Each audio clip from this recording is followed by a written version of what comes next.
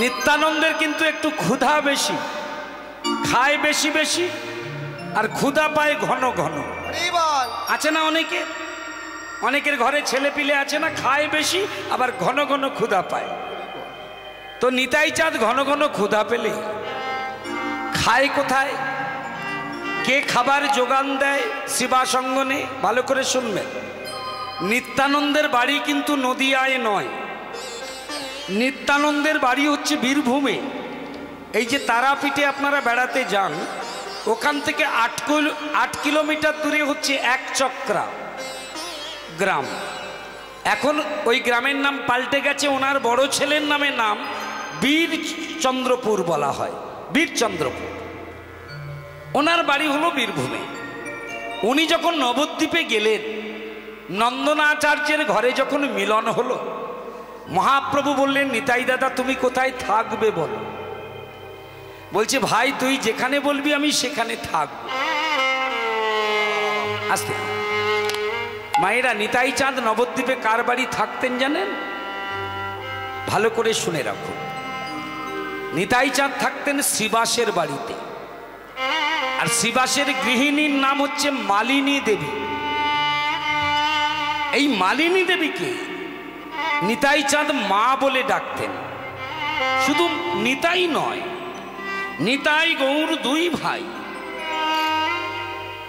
মালিনী দেবীকে মা বলে ডাকতেন। আর নিতাই গৌর দুজনারই যদি ক্ষুধা পেত, ওই শ্রীবাসের অঙ্গন মানে উঠান, ওনার বাড়িটা আছে ভিতরে, এখনো আছে, গেলে দেখবেন শ্রীবাস অঙ্গনের পিছনটায় শ্রীবাসের বাড়ি, যেখানে বিগ্রহগুলো বসানো আছে। দর্শনে যায় অনেকে, এই বাদিক থেকে উঠে দর্শন করে আসে। ওই নিতাই গৌর গিয়ে শ্রীবাসের গৃহিণী মালিনীর কাছে খেতে চায়। এত বাৎসল্য প্রেমে খেতে দেয়, অনেক সময় নিতাই গৌর মালিনীর কোলে বসে স্তন্যপান করে। একদিন দেখছে মালিনী দেবী, কি হলো, কাঁদছে কেন? ও মা, কি হয়েছে? না, নিতাই বলছে, নিতাই বলছে মালিনীকে, মা তুমি কাঁদছো কেন? মালিনী দেবী বলছে, দেখ না বাবা, আমি গদাধরের পুজো করি। আসতে মন্দিরে আমার ঘিয়ের বাটি ছিল, ঘিয়ের প্রদীপ জ্বালানো হয়, ওই ঘিয়ের বাটিটা কাক নিয়ে পালিয়ে গেছে, আমি ঘিটা কোথায় রাখি বল দেখি বাবা। কি বাৎসল্য প্রেম দেখুন। নিতাই চাঁদ বলছে, কি কাকের এত বড় সাহস, আমার মায়ের ঘিয়ের বাটি নিয়ে গেল? পাগলা নিতাই তো। আস্তে আস্তে উঠোনের মাঝখানে দাঁড়িয়ে নিতাই বলছে, কে আমার মায়ের বাটি নিয়েছিস? ঘিয়ের বাটি দিয়ে যা। দিয়ে মালিনী বলছে, পাগল ছেলে, উড়ান্ত কাক, এ কি পোষা পাখি? কোন কাকে নিয়ে গেছে তুই কাকে বলছিস? মা তুমি দাঁড়াও, ওই কাকেদের একদিন কি আমার একদিন, বাটি দেবে না মানে? আহা, শোন, আমার মায়ের ঘিয়ের বাটি যে নিয়েছিস, যদি না দিয়েছিস তো তোদের একদিন কি আমার একদিন। এই কোমরে হাত দিয়ে নিতাই দাঁড়িয়ে আছে শ্রীবাসের অঙ্গনে।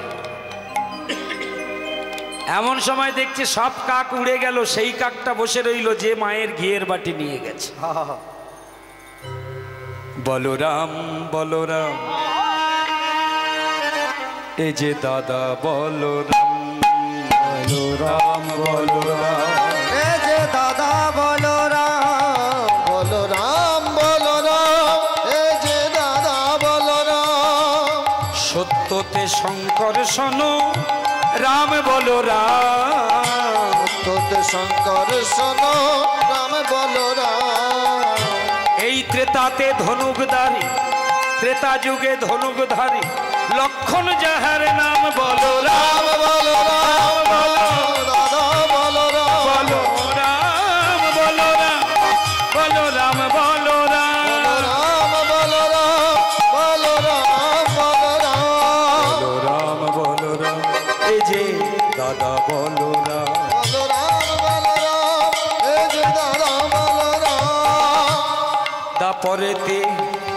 দাপরেতে হলেন ইনি হলধররা, দাপরেতে হলেন ইনি হলধররা, ওই সেই দাপরেতে হলেন ইনি হলধররা, দাপরেতে হলেন যিনি হলধররা। কলিতে হারাই নন্দ, এই কলিযুগে হারাই নন্দ, কুবের যাহার নাম বলরাম, তাই গৌর হরি বল। বলরাম বলরাম যে দাদা বলরাম, বলরাম আমার দাদা বলরাম, রাম বলরাম এই যে দাদা বলরাম। বলরাম এই যে দাদা বলরাম। বাজারে একটা ছবি কিনতে পাওয়া যায়, ছবি পিকচার, মায়েরা দেখেছেন বোধহয়। একটা সাপ তার লেজের বিছানা করেছেন আর তার ফোনা দিয়ে একজনকে রক্ষা করছেন। তার লেজের বিছানার উপরে যিনি শয়ন করে আছেন তিনি হলেন শঙ্খচক্র গদা পদ্মধারী বিষ্ণু। এই যে বিষ্ণু, ইনি হলেন নিত্যানন্দ। এই যে বিষ্ণু, ইনি হলেন দ্বাপর যুগের বলরাম, ইনি হলেন ত্রেতা যুগের লক্ষণ, ইনি হলেন সত্য যুগের শঙ্কর্ষণ। সেই শঙ্কর্ষণ নারায়ণ তিনি আজকে নিতাই হয়েছেন। কাকের বাপের ক্ষমতা আছে বাটি না দিয়ে থাকবে? হ্যাঁ, মুখে করে বাসা থেকে বাটিটা এনে উঠোনে ফেলে দিয়েছে।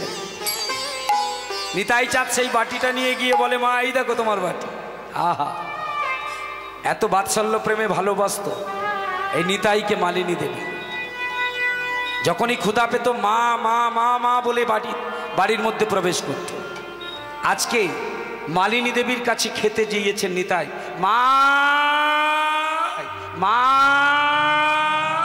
মা, কোথা মা মালিনী বলি ডাকে নিত্যানন্দ।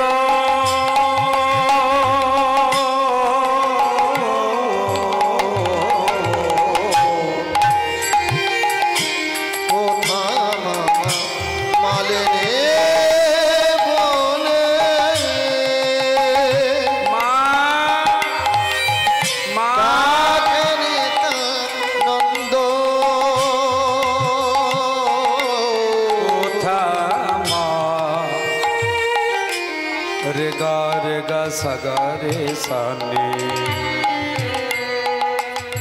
পানিনি সগরে সরে নিশা নিশা নিশা, কোথা মামালিনী বলি মা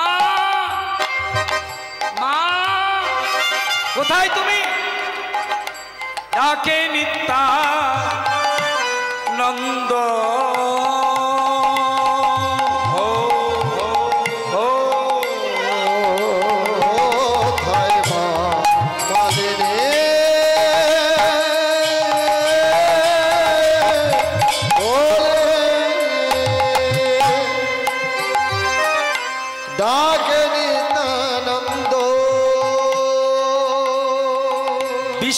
বিস্ময়ে হতবাক হয়ে গেল নিতাই।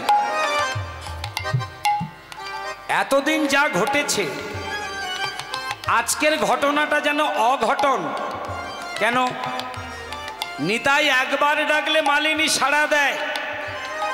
শ্রীবাসের স্ত্রী মালিনী একবার ডাকলে নিতাই সাড়া দেয়, আর আজকে বারবার কোথায় মা ডাকছে ডাকছে, কিন্তু সাড়া দিচ্ছে না। কেন জানেন মায়েরা? আসতে আজকে একটা অঘটন ঘটেছে, সত্যি অঘটন ঘটেছে। শ্রীবাসের একটা মাত্র ছেলে, বাচ্চা ছেলে, মায়ের কোলে বসে দুধ খাচ্ছিল। আর এই দুধ খেতে খেতে একবার শুধু মা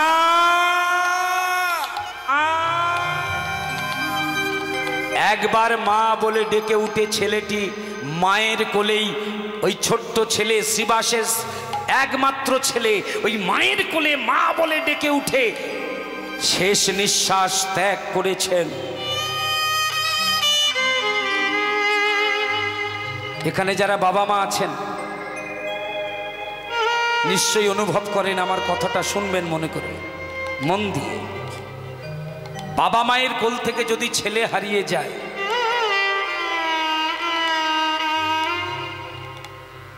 মা বাবা চিরকাল সেই ছেলেকে ভুলতে পারে না। আস্তে যাদের হারিয়েছে তারা জানে, বিশেষ করে মা। মায়ের হাড় যদি মাটিতে যায় পোথা, মায়ের হাড় যদি মাটিতে যায় পোথা, তবু বলে আমার বাছা রইলি কোথা। পৃথিবীর সবাই ভুলতে পারবে, কিন্তু মায়ের কোলের সন্তানের কথা, হারানো সন্তানের কথা মা কোনোদিন ভুলতে পারে না।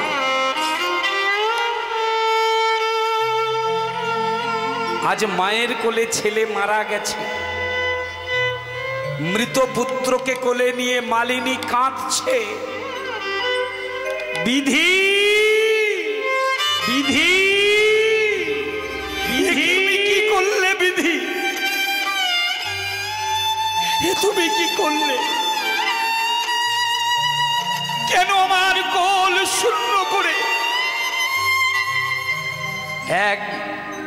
একমাত্র 7 রাজার ধন, এক মানিক, তুমি তাকে কেন কেড়ে দিলে?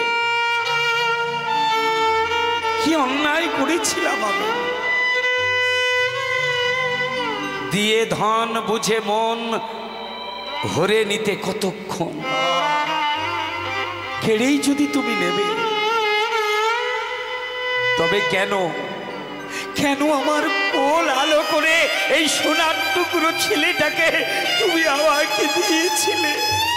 কেন কেন বলো না? না ফুটিতে ফুল কেন ঝরে যা,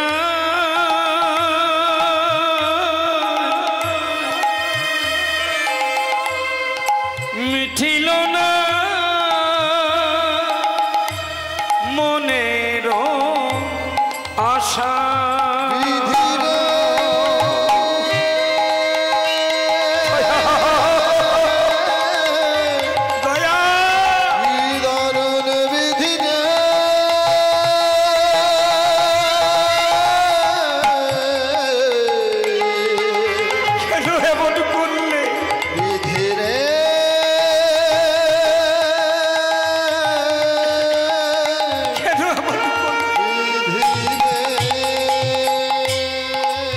কেন দিয়েছি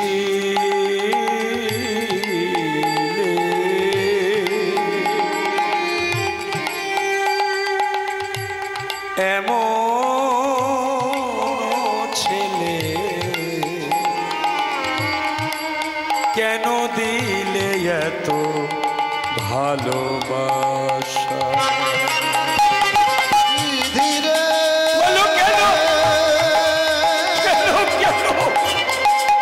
কেন তুমি কেড়ে দিলে?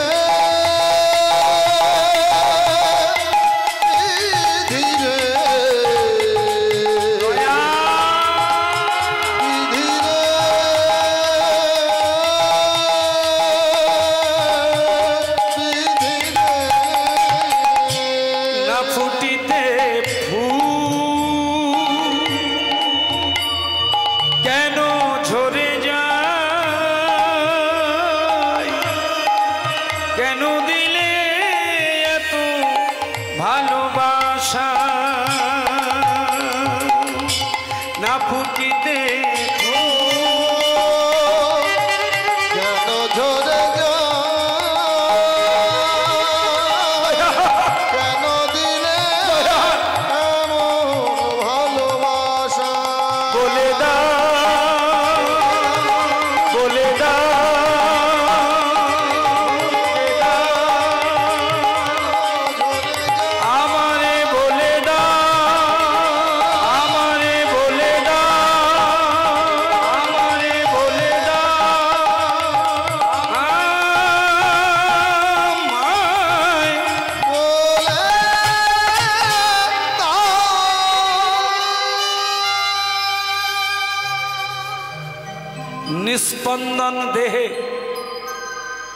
মরা ছেলেকে কোলে নিয়ে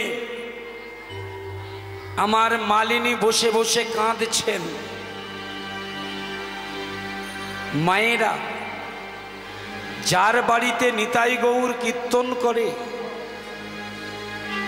যার বাড়িতে পঞ্চতত্ত্ব কীর্তন করে, যার অঙ্গনে ছড় গোস্বামী কীর্তন করে, তার ঘরের ছেলে যদি মরে আর কেউ হরিনাম করবে? হ্যাঁ, যার বাড়িতে নিত্য নিত্য নিতাই গৌর বিহার করে, অখণ্ড হরিনাম চলছে যেখানে, সেখানে মা যদি ছেলে হারায়, মায়ের কোলে যদি ছেলে মারা যায়, তবে জগতে আর কেউ হরিনাম করবে? কিন্তু মূল কথা হচ্ছে পাপ কোনোদিন বাপকে ছাড়ে না। একটা দামি কথা আছে, কর্মফল আমাদের সবাইকে ভোগ করতে হয়। আপনি যদি কর্ম খারাপ করেন তো তার ফল তো আপনাকে পেতে হবে। বিধাতা কিন্তু ছেড়ে কথা বলে না। আমরা জীবনে যে দুঃখ যন্ত্রণাগুলো পাই সবই আমাদের কর্মফল। এই মালিনী কেন আজকে নিজের কোলে নিজের সন্তান হারালো? শুনবো আমরা। আগের জন্মে মালিনীর প্রতি অভিশাপ ছিল। আপনারা বলবেন মা না হয় অভিশাপগ্রস্ত, কিন্তু বাবা তো শিবাস, যার বাড়িতে হরিনাম। তাহলে শিবাস তার ছেলেকে সে হারালো কেন? মা না হয় কর্মফল খারাপ করেছে, তাই মা ছেলে ছেলে তো শুধু মায়ের নয়। কি ছেলে শুধু মায়ের? ছেলে তো বাবারও। বলছে শিবাসও অভিশাপগ্রস্ত। এই শিবাস কে জানেন? এই শিবাস হচ্ছে পূর্বজন্মে নারদ মুনি। নারদ, ইনি হলেন দেবর্ষি নারদ। তত্ত্ব কথাগুলো মন দিয়ে শুনবেন। এই যে আমরা ঋষি ঋষি ঋষি ঋষি বলি, ঋষি কিন্তু এক প্রকার নয়। ঋষি হলো তিন প্রকার। নামগুলো বলছি: দেবর্ষি, রাজর্ষি আর মহর্ষি। মনে থাকবে তো? আরেকবার বলছি: দেবর্ষি, রাজর্ষি আর মহর্ষি। দেবর্ষি কাকে বলে? দেব ঋষি, মানে দেবতা হয়েও ঋষি। রাজর্ষি কাকে বলে? রাজা যুক্ত ঋষি, মানে রাজা হয়েও ঋষি। রাজর্ষি কে ছিলেন? সীতা দেবীর বাবা। কি নাম? মা সীতার বাবা ছিল। কি নাম? যিনি লাঙ্গল দিতে গিয়ে নাঙ্গলের ফলাতে উঠেছিল জমি থেকে। ও জন্মের ইতিহাস বহু আছে। সীতা দেবীর বাবার নাম ছিল জনক রাজা। রামায়ণের পাতায় স্বর্ণাক্ষরে লেখা আছে। এই জনক রাজা শব্দটা ব্যবহার করেছেন বাল্মীকি। ওখানে তার আগে লিখেছেন রাজর্ষি জনক। এটা সবাই হতে পারে না বাবা। ব্যাংকে যদি 1 লাখ টাকা ডিপোজিট হয়ে যায়, 1 কোটি টাকা যদি ডিপোজিট হয়ে যায়, ও বেটার টাকা হয়েছে, ও আপনাদের বলুক আর না বলুক, ওর চলা দেখে বলে দেবেন ওর টাকা হয়েছে। হয় না? ওর চলন দেখে বলে দেবেন। একটা প্রবাদ আছে বাংলায়, প্রবাদ: যার ঘরে ধান তার কথায় টান। যার ঘরে ধান তার কথায় টান। এমন চলাফেরা করবে আপনি দেখলেই বুঝতে পারবেন এর টাকা হয়েছে, অর্থ হয়েছে। দরিদ্র মানুষ ঈশ্বর ভজন করবে তো বটেই, তার দুঃখ আছে, কষ্ট আছে। কিন্তু যার সোনাদানা মণিমাণিক্যের অভাব নেই, যে রাজা, রাজা কেন ঈশ্বর ভজন করতে যাবে? এটা বড় কঠিন কাজ। কিন্তু সীতার পিতা জনক রাজা, তিনি রাজা হয়েও ঋষি ছিলেন, তাই তিনি রাজর্ষি। মহর্ষি কাকে বলে? মহাযুক্ত ঋষি। 1000 ঋষির যিনি মাথা, তিনি মহাঋষি। আস্তে আস্তে আস্তে 1000 ঋষির যিনি মাথা, তিনি মহর্ষি। এই মহর্ষিদের মধ্যে প্রধান কে ছিল? এই মহর্ষিদের মধ্যে যিনি প্রধান ছিলেন, তার দুটো চরণ আমার ভগবান বিষ্ণু বুকে ধরে রেখেছিলেন। এখনো ভগবানের বুকে চরণ চিহ্ন আছে। যার চরণ চিহ্ন, তিনি হলেন মহর্ষি ভৃগুমুনি। তাহলে মহাঋষি, রাজা ঋষি, রাজর্ষি, আর এই নারদ মুনি হলেন দেবতার ঋষি, দেবর্ষি। ইনি দেবতা। কেন দেবতা? এই নারদ মুনির বাবাকে, আসতে, এই নারদ মুনির বাবা হচ্ছেন স্বয়ং সৃষ্টিপতি ব্রহ্মা। এই যে মায়েরা, ব্রহ্মার কটা মাথা? জোরে বলুন, আস্তে আস্তে আস্তে আস্তে। ব্রহ্মার হলো 4টে মাথা, তাই না? 5টা নয়, 5টা শিবের, 55। এই যে শিবের 5খানা মাথা, ব্রহ্মার 4খানা মাথা কেন হয়েছিল জানেন? একটা মেয়ে ছেলের জন্য। মেয়েটা সামনে দাঁড়ালো, ব্রহ্মা আর শিব দেখছে। এবার মেয়েটা যেই পিছন দিকে চলে গেল, আবার ঘুরে ব্রহ্মা শিব দেখছে। ডান দিকে এলো, আবার ঘুরে দেখছে। মেয়েটা যখন বনবন করে ঘুরছে, ব্রহ্মা আর শিব মনে মনে চিন্তা করলো, এত ঘোরাঘুরি করার দরকার কি? আমরা তো দেবতা।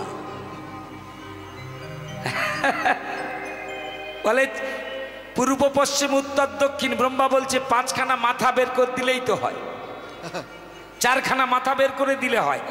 শিব ঠাকুর 5টা আর ব্রহ্মার 4টে মাথা বেরিয়ে গেল। মেয়েটা কে ছিল? এমন তার রূপ ছিল, ব্রহ্মা শিব চোখ ঘোরাতে পারেনি। মেয়েটার নাম ছিল তিলোত্তমা। কে তৈরি করেছিল? এই তিলোত্তমাকে সৃষ্টি করেছিল স্বয়ং বিশ্বকর্মা। আস্তে, কেন সৃষ্টি করেছিল? তিল তিল করে জগতের সব রূপ নিয়ে, সব জিনিস থেকে একটু একটু ভালো ভালো জিনিস নিয়ে তিল তিল করে মেয়েটা তৈরি হয়েছিল, তাই তার নাম তিলোত্তমা। কেন তৈরি হলো শুনুন, প্রসঙ্গক্রমে ছোট করে বলছি। হিরণ্যকশিপুর ছেলেকে প্রহ্লাদ, আর হিরণ্যাক্ষের ছেলের নাম কি? হিরণ্যাক্ষের ছেলের নাম, আস্তে আস্তে, কুম্ভ। এই কুম্ভের দুটো ছেলে, একটা হলো সুন্দ, একটা হলো উপসুন্দ। 2 ভাই, এত তাদের প্রেম, এত তাদের ভালোবাসা, একে অপরকে না দেখে থাকতে পারত না। যে যা খেত একে অপরকে দিয়ে খেত, যে যা কিছু করত একসঙ্গে করত, না দেখে থাকতে পারত না। এই সুন্দ উপসুন্দ, আস্তে আস্তে আস্তে, এইদিকে মায়েরা, এইদিকে। সুন্দ উপসুন্দ 2 ভাই একদিন যুক্তি করলো, দাদা কি ভাই, পৃথিবী তো মর্তধাম, আর আমরা হলাম দৈত্য, তা আমরা তো একদিন মরে যাব। হ্যাঁ, আচ্ছা দাদা, একসঙ্গে তো আমরা মরব না, হয় তুমি আগে মরবে, তা না হলে আমি আগে মরব, আমরা আগে পরে মরবই।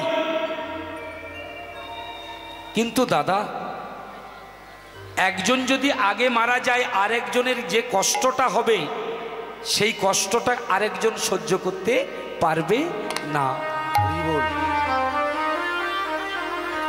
এই যে আমরা একে অপরকে ভালোবাসি, তাহলে কি করতে হবে ভাই?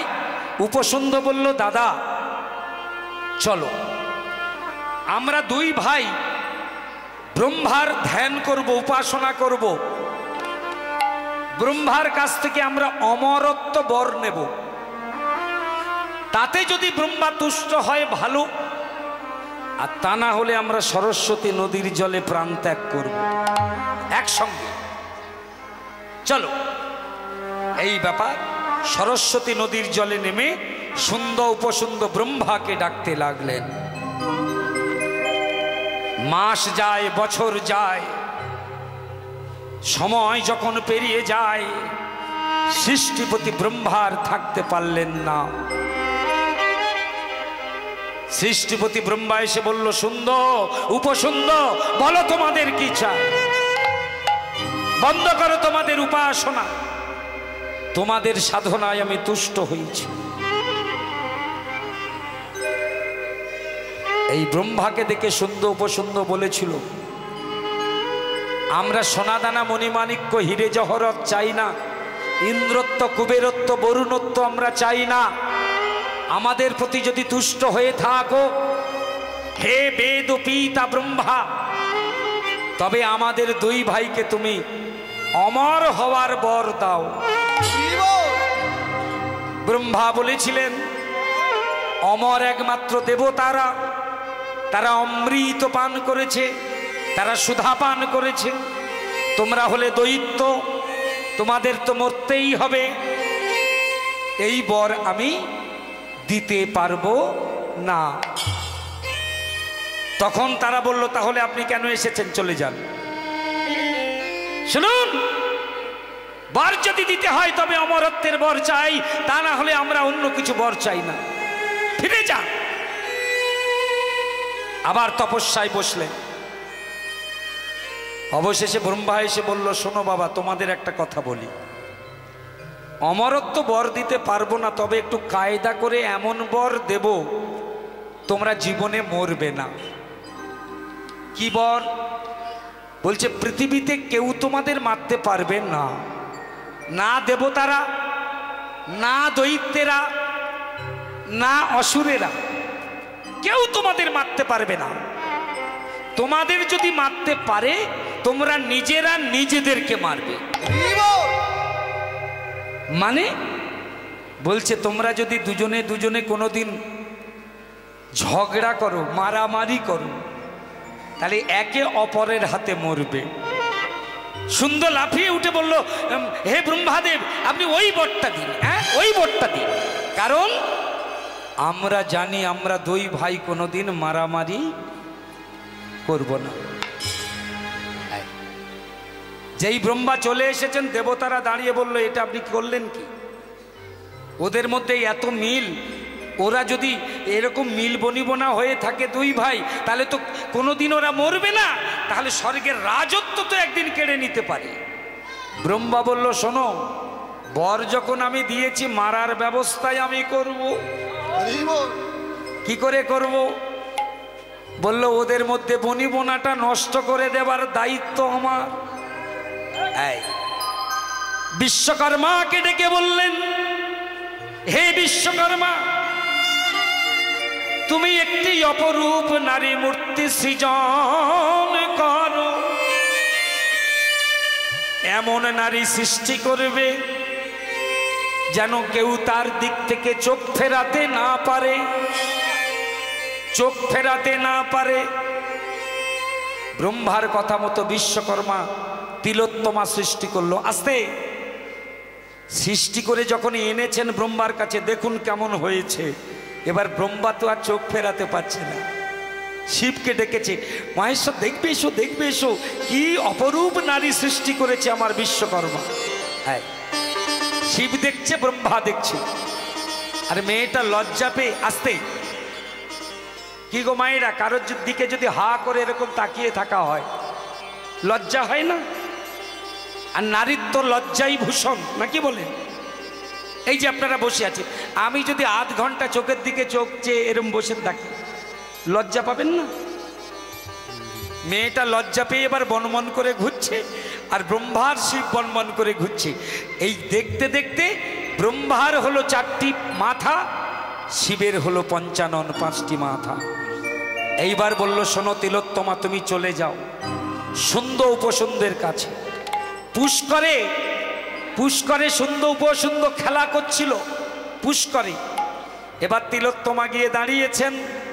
যেই না দাঁড়িয়েছেন, সুন্দর ডান হাত ধরেছে আর উপসুন্দর বাম হাত ধরেছে। তিলোত্তমা এত সুন্দর দেখতে, দুই ভাই দুটো হাত ধরে টানাটানি করছে। বড় ভাই সুন্দর বলছে, এই উপসুন্দর দাদা ছেড়ে দে। কেন? বলল, মেয়েটাকে আমি বিয়ে করব, তোর বৌদি হয় না মায়ের মতো, ছেড়ে দে। বলছে, দাদা তোমার কাণ্ডজ্ঞান নেই, দেখছো না আমি পানি গ্রহণ করেছি। নারী হচ্ছে বামা, আর বাম অঙ্গটা নারীর শ্রেষ্ঠ।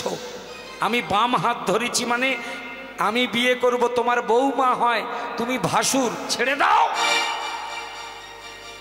বড় ভাই বলে আমি বিয়ে করব, ছোট ভাই বলে আমি বিয়ে করব। এই দুজনে তিলোত্তমাকে নিয়ে এমন ঝগড়া শুরু হলো। মা তিলোত্তমাকে ছেড়ে দিয়ে এবার দুজনে ঘুষোঘুষি শুরু করে দিয়েছে। আর ব্রহ্মার কি বর ছিল, কোনোদিন যদি রুষ্ট হয়ে কেউ কাউকে প্রহার করে তবে একে অপরের হাতে মারা যাবে। বধ হলো সুন্দর উপসুন্দর। হরে কৃষ্ণ। সেই ব্রহ্মা, তার নাভি কমল, এইদিকে তাকান, আমাদের উদরের মাঝখানে একটা গর্ত আছে, আছে না? সবার আছে না? সবার আছে? এখানে সব না, সবার নেই। এই যে আমার বাঁদিকে খোল বাজাচ্ছে, এর আবার বাইরে ঠেলে আছে এতটা। এই জায়গাটার নাম কি? হ্যাঁ, নাভি। এটা হিন্দি শব্দ, নেহি, নেহি থেকে নাভি। আর গোদা বাংলায় আমরা কি বলি? নাই। এর শব্দের অর্থ আছে। এই জায়গাটার নাম নাই কেন, নেহি কেন, নাভি কেন? আমি যখন আমার মায়ের পেটে ছিলাম, মায়ের গর্ভেই ছিলাম, মাতৃগর্ভে থাকাকালীন আমি শুধু নয়, আপনারা সবাই কি খেয়েছিলেন? মা যা খেত সেই খাদ্যবস্তুর নির্যাস মায়ের গর্ভে বসে আমি পেতাম। কি দিয়ে খেতাম? মুখ দিয়ে? মুখ দিয়ে না, ভগবান কানেকশন করে দেয় ভিতরে গিয়ে। মায়ের খাদ্যনালীর সঙ্গে আমার এইখানে একটা নাড়ি তৈরি করে দেয়। আমি যখন জন্মেছিলাম ওটা নিয়ে বেরিয়েছিলাম। কি কেটে দেওয়া হয়েছে? যিনি কেটেছেন তিনি হলো ধাত্রী মাতা, যার কোলে আমি আশ্রয় নিয়েছিলাম। তাহলে যার পেটে জন্মালাম তিনি হলো জন্মদাত্রী মাতা, জন্মের পরে যার কোলে এলাম তিনি ধাত্রী মাতা। কটা মা হলো আমাদের? কটা হলো? দুটো তো। এইবার যার কাছে দীক্ষা নিলাম তার স্ত্রী আমার কে হয়? মা তো। কটা হলো? গুনে যান। যার কাছে শিক্ষামন্ত্র নিলাম তার স্ত্রী আমার কে হয়? মা। কটা হলো? 4টে। তাহলে জন্মদাতা, দীক্ষাদাতা, শিক্ষাদাতা, 5 জনার স্ত্রী 5টা মাতা, নাকি 3 জনার স্ত্রী 3টে মাতা। তারপরে আমার জন্মদাত্রী আর এই ধাত্রী, এই যে 4 জন পেলাম। এবারে যার কোলে বসে আছেন আপনারা, এই যে ধরিত্রী মাতা। কি মা? ধরিত্রী তো, যিনি ফল দিচ্ছে বলে আমরা ফল পাচ্ছি, ফুল দিচ্ছে ফুল পাচ্ছি, যেখানে বসে আছি ধরিত্রী মাতা। জন্মদাত্রী, শিক্ষাদাত্রী, দীক্ষাদাত্রী, ভূমিদাত্রী আর এই ধরিত্রী, এই 5 জন হলো। এখনো বাকি আছে জন্মদাতা, শিক্ষাদাতা, দীক্ষাদাতা, ভূমিদাতা, অন্নদাতা, ধরিত্রী মাতা, ধাত্রী মাতা। এই হলো আমাদের 7টা মাতা। এই ধরিত্রী মাতার কোলে। আচ্ছা মায়েরা, কৃষ্ণের ধাত্রী মাতার নাম কি জানেন? কৃষ্ণের ধাইমাকে আপনারা বলবেন কৃষ্ণ তো অজনী সম্ভবা আসতে, কিন্তু বৃন্দাবনে গিয়ে যদি জিজ্ঞাসা করেন কৃষ্ণের ধাইমার নাম কি, তারা কিন্তু বলে এই ধাত্রী মাতাকে তারা পুজো করে। শুনলে অবাক হয়ে যাবেন তার নামটা। কৃষ্ণের ধাত্রী মাতা রূপে ব্রজবাসীরা যাকে পুজো করে তার নাম কি জানেন? তার নাম হলো পুতনা রাক্ষসী।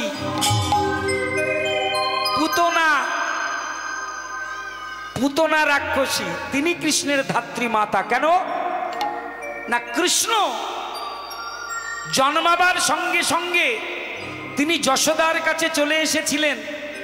বসুদেব দিয়ে গিয়েছিল আসতে কংসের কারাগার থেকে, তাহলে দেবকীর স্তন্য দুগ্ধ উনি খাইনি, খাবার কথা না, খেয়েছে যশোদার স্তন্য দুগ্ধ। তাই যশোদা হলো মা। আর যশোদা ছাড়া যদি কৃষ্ণ আর কারোর দুগ্ধ খেয়ে থাকে সেটা হচ্ছে কে? যদিও স্তনে বিষ মাখানো ছিল কিন্তু তবু তো খেয়েছে। আহা হরিব। এই যে শ্রীবাস গৃহিণী মালিনী দেবী, পূর্বজন্মে ইনিই ছিলেন পুতনা। পুতনা কৃষ্ণকে মারতে চেয়েছিল স্তনে বিষ মাখিয়ে। সেদিন কৃষ্ণ বলেছিল, মা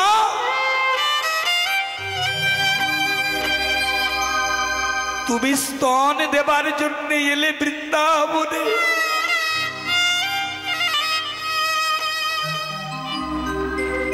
আমাকে কোলে নিয়ে স্তন দেবে ভালো কথা, কিন্তু পৃথিবীতে এমন কোনো মা নেই যে ছেলেকে মারবার জন্য স্তনে বিষ মাখিয়ে আসবে। তুমি আমার মারতে চেয়েছিলে না? শোনো মা, মা ছেলেকে মারে, ছেলে হারালে মায়ের যে কি যন্ত্রণা হয়, ছেলে মরলে মায়ের কি যন্ত্রণা হয়, এই দাপর যুগে তুমি বুঝতে পারবে না। কারণ এখানে আমি তো মরবো না, কারণ আমার অনেক কাজ এখনো বাকি। আগত যুগে তোমার কোলে সন্তান মারা যাবে, আগত কলিযুগে তুমি হবে শ্রীবাসের স্ত্রী মালিনী। সেদিন তুমি বুঝবে পুত্র হারার যন্ত্রণা কত নিদারুণ। সেদিন তুমি বুঝবে পুত্রকে মেরে ফেললে মায়ের বুকে যে কি যন্ত্রণা হয়, কি কষ্ট হয়। অনুভব করবে তুমি কলিযুগে মালিনী হয়ে।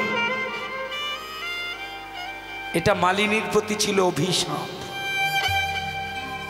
আর শ্রীবাসের প্রতি অভিশাপ কেন দিল? ওই নাভি থেকে, মানে নাই থেকে। নাই কেন হলো তাহলে? আগে মায়ের নাভির সঙ্গে বা মায়ের সঙ্গে আমাদের কানেকশন ছিল, কিন্তু এখন আর নাই। এই জায়গাটা বোঝাবার জন্যে জায়গাটির নাম দেওয়া হলো নাই। এই ব্রহ্মার নাই থেকে, নাভি থেকে নারদ মুনি জন্ম নিয়েছিলেন। নারদের কোনো মা নেই, বাবার নাভি থেকে জন্ম। আপনারা বলবেন এই জন্যে কীর্তন শুনতে যাই না, কীর্তনে যত আজগুবি কথা। বাবার উদর থেকে কোনোদিন ছেলে হয়, মা না হলে ছেলে হয়, কথাটা সত্য। তবে তত্ত্বটা জানতে হবে। কথাটা সত্য, কিন্তু শুনে যান তত্ত্ব। সন্তান জন্ম নেয় রতিক্রিয়ার ফলে। রতিক্রিয়া বোঝেন তো? এটা ভেঙে বলা যাবে না, এটা অন্য জায়গা। এই রতিক্রিয়া না হলে সন্তান জন্ম নেয় না। এই রতি হচ্ছে দুই প্রকার। আমার আপনার ঘরে যে ছেলে মেয়ে হয়, সেই ছেলে মেয়ে জন্মায় রতিক্রিয়া, স্বামী স্ত্রীর মিলন হয়, তবে সন্তান জন্মায়। কিন্তু মনে রাখবেন, দেবতাদের মধ্যে যখন সন্তান হয় তখন দেবতারা দেবীদের স্পর্শ করে না, ওই দিকে তাকায়, তাকালেই সন্তান গর্ভের মধ্যে জন্ম নেয়। প্রমাণ কি? প্রমাণ কি? পঞ্চ পাণ্ডবের জন্ম হয়েছিল, তার আগে কুন্তির গর্ভে জন্মেছিল কে? কে? যাকে কর্ণ দিয়ে প্রসব করেছিল কুমারী অবস্থায়, কি নাম?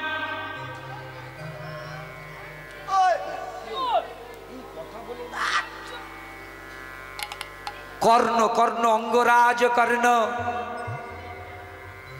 যখন কুন্তি তখন কুমারী ছিল, কুন্তি ভোজ রাজার বাড়ি দুর্বাসা এলো। ভজ মন কৃষ্ণ গোপাল কৃষ্ণ। আসুন মুনিবর, আমার কি সৌভাগ্য, আমার ঘরে আপনি এসেছেন, আপনার শ্রীমুখে আমি হরিনাম শুনছি, কুন্তি ভোজ রাজা বলছে। আর দুর্বাসা মুনি শিষ্যদের নিয়ে এসে কৃষ্ণ গুণগান গাইছে। কৃষ্ণ কৃষ্ণ বলো মুখে মন আমার, হরি হরি বলো মুখে। ভজ মন কৃষ্ণ গোপাল কৃষ্ণ। কৃষ্ণ কৃষ্ণ বলো মুখে মন আমার। কৃষ্ণ কৃষ্ণ বলো মুখে। হরি দীন বন্ধু চিরদিনের বন্ধু। হরি দিন বন্ধু চিরদিনের বন্ধু। হরি দিন বন্ধু চিরদিনের বন্ধু। জীবেরও চির দুঃখে সুখে ভজরে অন্ধ চরণার বৃন্দ।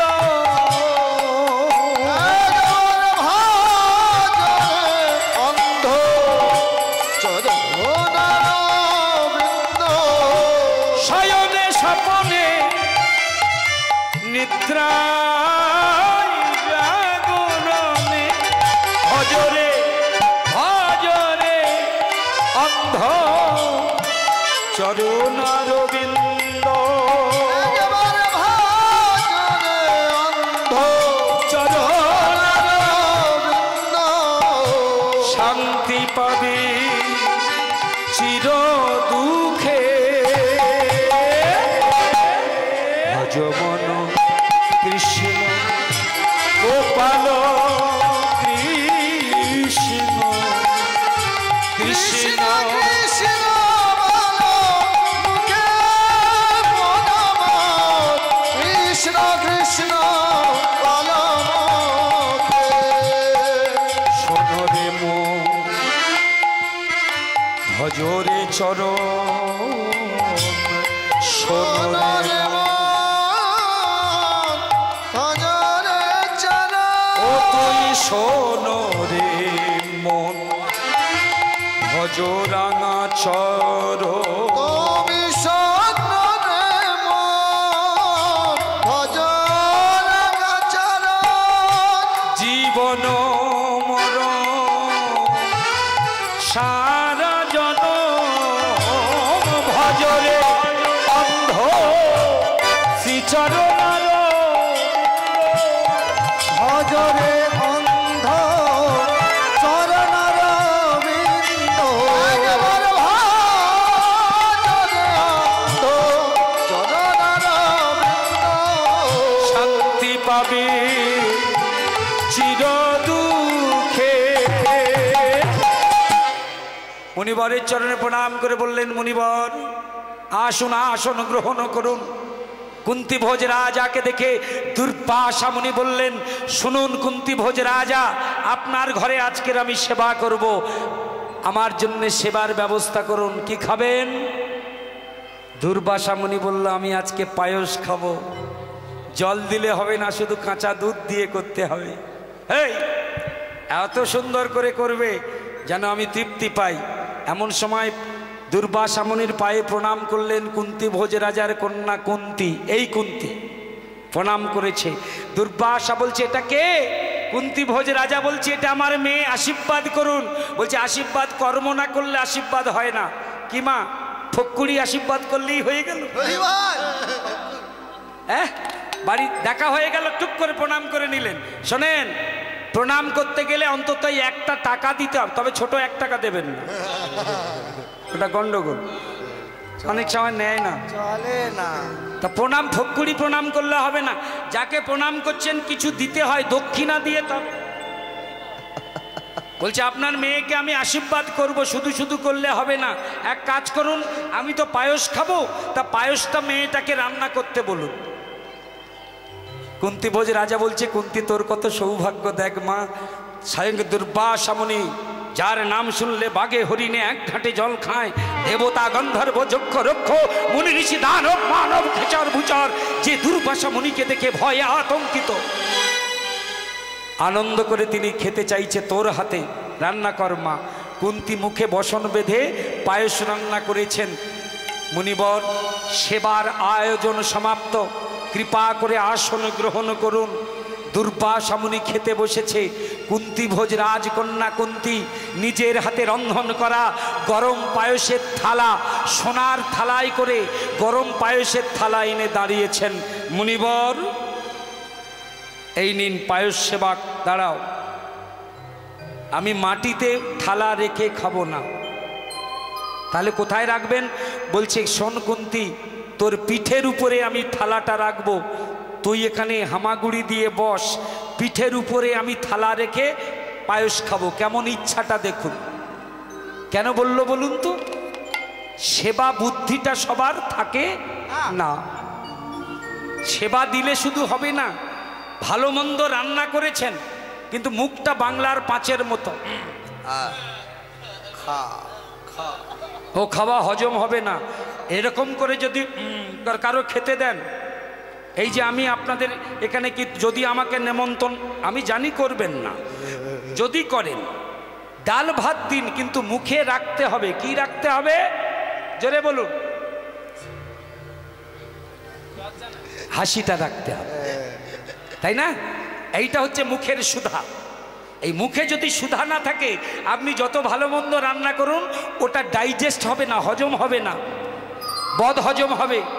আস্তে, তাহলে মুখে হাসি চাই কেন? এইটাই হলো সেবা বুদ্ধি। হ্যাঁ, এটাই সেবা বুদ্ধি। কুন্তী ভোজ রাজকন্যা বলল, হে মুনিবর, আমি ভেবেছিলাম শুধু আমার রান্না করা পায়েস আপনি খাবেন, আমার রন্ধন করা পায়েস আপনি সেবা করবেন, আপনার সেবায় লাগবে, কিন্তু আমি যে আপনার সেবায় লাগবো এটা আমি কোনোদিন কল্পনা করতে পারিনি।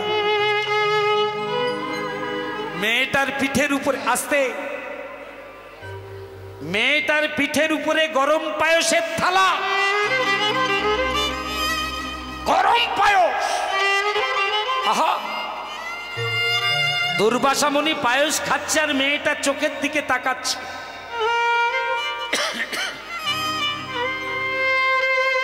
এমন সময় দেখছে মেয়েটার চোখে জল। দুর্বাসা বলছে, মা তুই কাঁদছিস কেন? তোর কি পিঠে যন্ত্রণা হচ্ছে? গরম পায়েসের থালা তো। কুন্তী বলছে, মুনিবর, আপনি যে আমার পিঠের উপরে থালাটি রেখে, পাত্রটি রেখে পায়েস খাচ্ছেন, আমি আনন্দিতা, কিন্তু আমার চোখের জলটা সে কারণে নয়। তবে বলছে, আজকে আপনি একদিন আমার বাড়িতে পায়েস খাচ্ছেন, যদি সারা জীবন আপনাকে এইভাবে আমি সেবা করতে পারতাম, তবে আমার নারী জনম সার্থক হয়ে যেত। আহ, কি অনুরাগ দেখো। তাড়াতাড়ি করে দুর্বাসা বলল, না না না, এইটুকু মেয়ে, বাচ্চা মেয়ে, একে এত কষ্ট দেওয়া আমার উচিত হচ্ছে না, জগৎ আমার নামে কলঙ্ক দেবে। বলছে, মা এবার আমি থালাটা তুলে নেব। ওই গরম থালাটা যেই তুলতে গেল, দেখছে উঠছে না। কেন বলুন তো? পিঠের নরম চামড়ার গায়ে গরম পায়েসের থালাটা আটকে গেছে।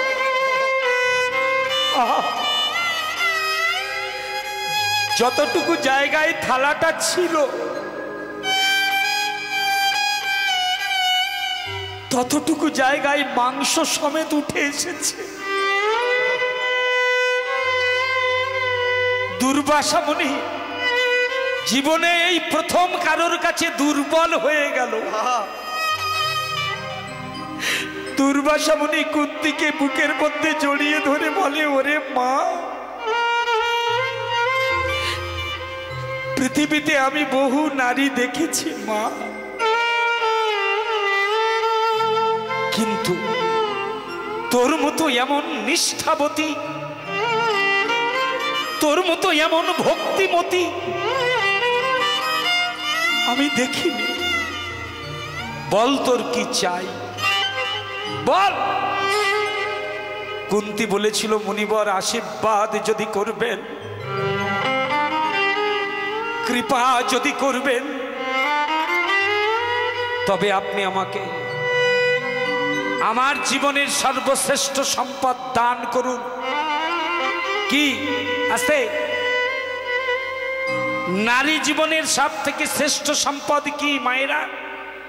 শাড়ি গয়না না। জীবন সুখের সেদিন হবে যদি দেবতার মতো স্বামী আপনারা লাভ করেন।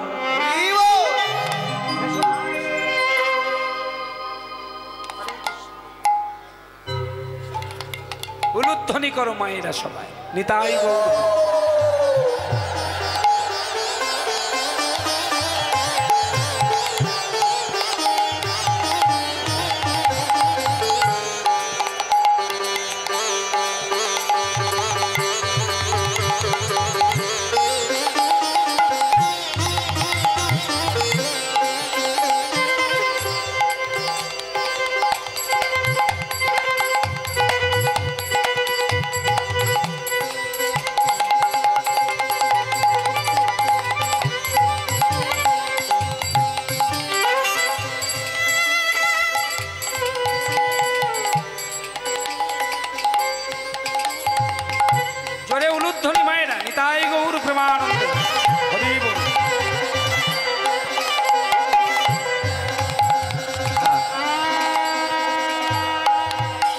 আস্তে আস্তে আস্তে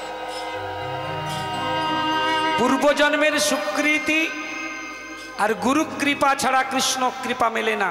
এই যে দান, এটাই হচ্ছে স্বীকৃতি লাভ করা, বুঝলেন? ব্রাহ্মণ বৈষ্ণব ভক্তকে দান করলে স্বীকৃতি লব্ধ হওয়া যায়, দানে দুর্গতি খণ্ডন হয়। হরে কৃষ্ণ। এইবার বলছে, মা বল তোর কি চাই? কুন্তি বলল, নারী জীবনের সর্বশ্রেষ্ঠ সম্পদ কি মায়েরা? শাড়ি গয়না না, স্বামী। বলল, আপনি আশীর্বাদ করুন যেন দেবতার মতো স্বামী আমি লাভ করতে পারি। তখন দুর্বাসা বলেছিল, শোনো মা কুন্তি, আমি তোমাকে একটা গোপনে মন্ত্র দিয়ে যাচ্ছি। মন্ত্র, আস্তে। এই মন্ত্রটা স্মরণ করে, এই মন্ত্রটা বলে তুমি যাকে ডাকবে, সে দেবতা হোক, গন্ধর্ব হোক, মুনি ঋষি হোক, রাজা মহান্ত হোক, এই মন্ত্রটা বলে তুমি যাকে ডাকবে, মন্ত্রের গুণে সে তোমার কাছে আসবে। তুমি তাকে পতিরূপে লাভ করবে, আর তাকে ডাকলে তার ঔরসে তোমার সন্তান হবে। হরে কৃষ্ণ। দুর্বাসা মুনি চলে গেল। কুন্তির মনের মধ্যে কথাটা খচখচ করছে। এই যে এক খাবলা মাংস উঠে গেছে, মনে মনে চিন্তা করলো, মুনি আমাকে ঠকালো না তো? মন্ত্রটা দিয়ে গেল, মনের মধ্যে খচখচ করছে। আস্তে আস্তে আস্তে প্রভাস নদীর জলে নেমেছে। এক গলা জলে নেমে প্রভাস নদীতে দাঁড়িয়ে কুন্তি মনে মনে ভাবলো, দেখি তো মুনির দেওয়া মন্ত্রটা স্মরণ করি। আস্তে।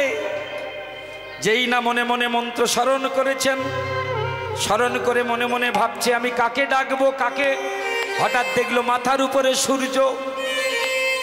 এই সূর্য সহস্রাংশ তেজ রাশি জগৎপতে অনুকম্পায় মাং ভক্তাং গৃহানর্ঘং দিবাকরম জবাকুশম শঙ্কাশং কশ্যপেয়ং মহাদূতিং ধন্তারিং সর্ব পাপগণং প্রণাত তস্मै দিবাকরম দিবাকরম দিবাকরম।